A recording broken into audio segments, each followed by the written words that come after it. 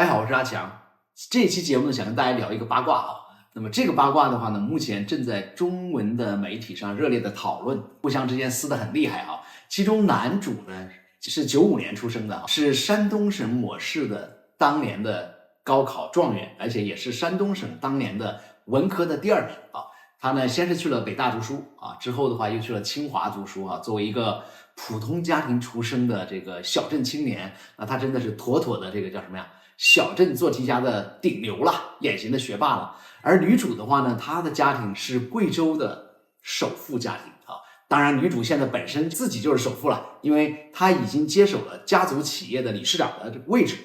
家族企业里面还有上市公司哈，所以女主本身现在就是一位这个女首富了。接下来我们先讲一下这个博喜这个公司啊。我之所以关注博喜的话呢，是因为这位男主啊，在2018年的时候呢，他创办了博喜这样一个服装品牌。而博喜他走的这个路线呢，叫无性别服装的开创者。你听一下，非常有创新是吧？因为服装品牌大部分就觉得你是男装还是女装，但是他说我这个服装啊不分男女，咱们没性别，所以呢非常有 sense 哈。当时我关注的这样一个品牌的话呢，也是觉得非常有创新。当然也有人很八卦的告诉我说，强哥，因为他的创办人是一位同性恋，当然这只是传闻，不代表定论啊。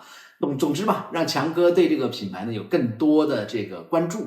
博喜这个品牌的话呢，从2018年创办到过去的几年里面呢，连续拿了7到8轮的风投，总共拿到了7个亿的风险投资。那销售额呢，最高的时候已经到了20个亿啊，还是比较有影响的一个品牌了。但是呢，因为疫情啊，以及整个商业竞争也很激烈嘛，到了2022年的时候，整个企业的发展呢遇到很多的挑战。快到了要倒闭的这样一个阶段了。这个男主啊，他又去开始融资。在这个时候呢，这个女主的这个家庭啊，他们是以私人的名义啊，为男主 B 轮投了1个亿。这样的话呢，男主和女主之间互相的交集就开始产生了。那可是现在他们吵架吵什么，撕逼撕什么呢？我们来看一个时间线啊，这个时间线勾勒出这一段关系里面非常有意思的事情。我们来看这个时间线哈。那么据男主本人写的信息是，2位呢是在2022年10月份在北京大学跟香港大学合办的一个管理学的博士班上认识的啊，因为他们是同学嘛。你看2个人2022年10月份认识，当月就开始一起讨论要去国外做代孕，所以你想一想，也就引来了很多网友们的这个吃瓜群众的猜测。有的人说，很显然嘛，这就是骗婚了，觉得说这个男主啊想要通过跟女主的这个婚姻组合来换取一些商业资源，来挽救自己濒临倒闭的这个公司啊。那当然也有人说，这一看就是行婚嘛，对不对？你这个男主和女主，你说你们俩刚认识就开始讨论代孕，你没想过用自己的这个真刀真枪的来点啊？这个有非常多的讨论呢。那网上有这种行婚呢，有关于对方这个 gay 的这个声音的时候呢，女主呢也没有做任何的说明，所以最后的这个撕逼大战里面呢，男主也很生气，说为什么网上有人说我们俩是行婚，有人说我是骗婚，有人说我是 gay， 你都不给一个回应呢？还有一些吃瓜群众的这个关注点呢，就在这个阶层上面说，你看男主吧，他虽然是这个读了北大清华，是当年的这个高考状元，可是又怎么样呢？你作为小镇做题家，你想要阶层跨越，你想要追求你的人生逆袭是非常困难的，或者说也是不那么容易的。这件事啊，除了男女双方互相的撕逼，还有那些吃瓜群众在网上议论纷纷之外的话呢，也有另外一些好事者，他们说我了解这个事的情况。其中这位好事者啊，就他说我了解情况，那这位好事者就说呢，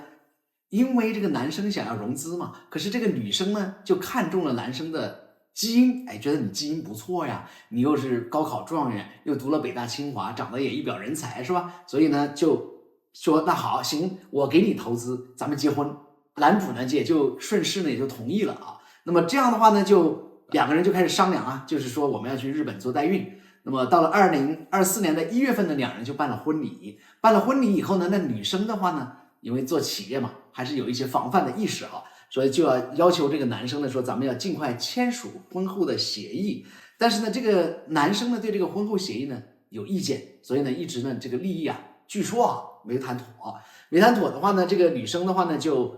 发脾气而且呢这个2个人的关系有点僵嘛，就在这个2人的博士同班的这个群里面呢发了一些信息来骂这个男生，男生也觉得这个自己的尊严和面子挂不住，是吧？两人的关系就撕破脸了。2月份的时候呢，两人去北京呢就办理了离婚啊。办理了离婚以后呢，这位女生呢5月份呢就找了新的男朋友。到了6月份的时候呢，这位女生就跟她的新男友一起去洛杉矶接他们代孕的宝宝哈。男生因为他就不愿意记这个资料，因为当时生孩子的时候，可能早期的办手续的时候是这个男主，对吧？那你现在换了新男朋友，那可能就对不上了嘛。这个孩子的爸爸是谁呢？如果男生不记资料呢，这个小孩就接不回来。再加上这个男生呢，就8月14号这个还钱也没还上，所以呢，这个女生呢就在评论区里面说他骗钱，两个人呢就隔着这个半个地球互相开撕了这才有了我们今天的这个吃瓜的这个事儿